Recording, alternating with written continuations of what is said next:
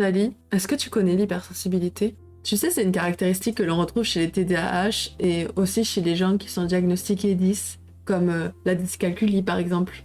Pour moi, être hypersensible, c'est par exemple le fait de tomber amoureux d'un détail chez l'autre. Par exemple, tomber amoureux d'une intonation de voix ou de la manière de bouger ses mains pendant qu'on parle. Ou ça peut être un grain de beauté inscrit sur une partie du corps visible. Être hypersensible, c'est aussi se sentir étouffé par la foule. Irrité lorsqu'on se sent pas bien et quand quelqu'un est là à essayer de nous parler ou nous toucher alors que tous nos sens sont brouillés, on n'arrivera pas du tout à se recentrer. Ces moments-là, on a envie de rester emmitouflé chez nous pour ne plus se sentir brouillé. Et ça, tu le couples à la dyscalculie et tu te sens nul de ne pas comprendre le monde, de ne pas comprendre les gens, tout ce qu'il y a autour de toi, mais tu te sens encore plus nul de ne pas entrer dans le moule. Et tout ça, ça ne fait qu'amplifier cette hypersensibilité qui non seulement me bouffe, mais me fait me sentir faible face aux autres. Est-ce vrai, Tali? Est-ce que l'hypersensibilité, c'est être faible face aux autres?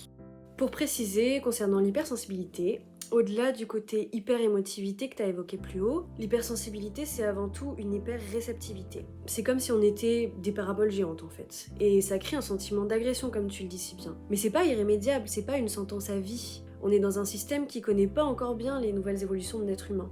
Parce que pour moi, c'est ça que c'est. Tu n'es pas nulle, tu es différente. Tu n'es pas mieux ou moins bien, tu es unique. Je crois que l'important par rapport à ça, c'est d'apprendre à se connaître, pour comprendre comment on fonctionne et se dégager de la culpabilité d'être, ou plutôt de ne pas être comme tout le monde.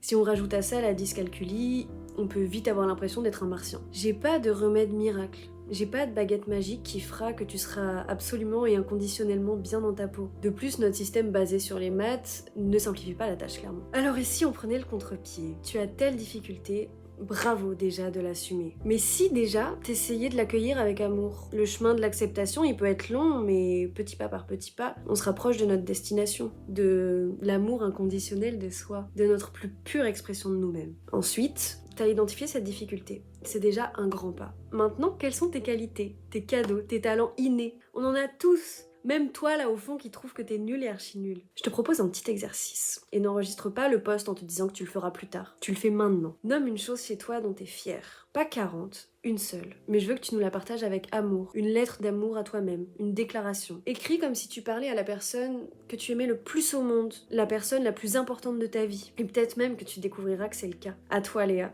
Ouvre le bal des self-congratulations.